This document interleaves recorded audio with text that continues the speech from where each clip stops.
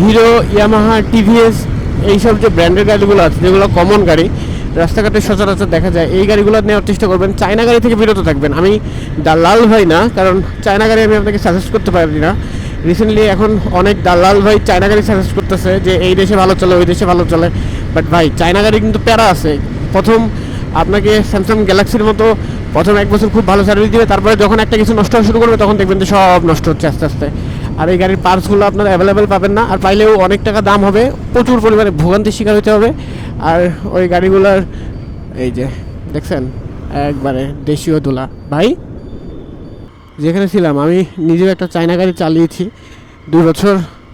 প্রথম অবস্থায় গাড়িটা অনেক ভালো সার্ভিস দেয়, অনেক ভালো সার্ভিস দেয়। তারপরে আস্তে আস্তে এই গাড়িটার কন্ডিশন হয় খুবই বাজে। দেখেন, এই গাড়িটা R15 ভার্সন 2, এই গাড়িটার বয়স অলমোস্ট 12 বছর। তারপরে ওই গাড়িটা এখনও রাস্তায় চলতেছে স্মুথলি।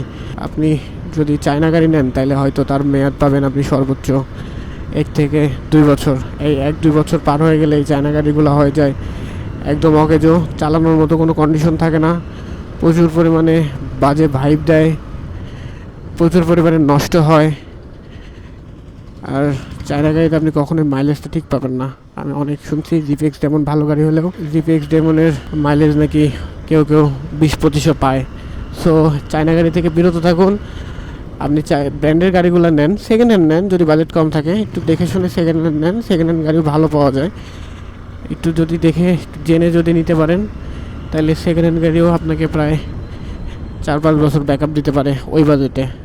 আপনাদের বাজেট যদি 1 লাখ টাকা বা তার কাছাকাছি বা তার একটু বেশি হয়, আপনারা এই 1 লাখ টাকায় চায়না গাড়ি অনেক কিছু সাজেস্ট করবে, অনেক কিছু ফ্রিতে দিবে। বাট ভুল করে ওই লোভে পড়বেন না, কারণ লোভে পাবে মৃত্যু। ধন্যবাদ। আরও যদি চায়না গাড়ি নিয়ে কোনো কিছু জানার ইচ্ছা থাকে তো কমেন্ট বক্সে জানাবেন। ইনশাল্লাহ চেষ্টা করবো আপনাদের প্রশ্নের উত্তর দেওয়ার।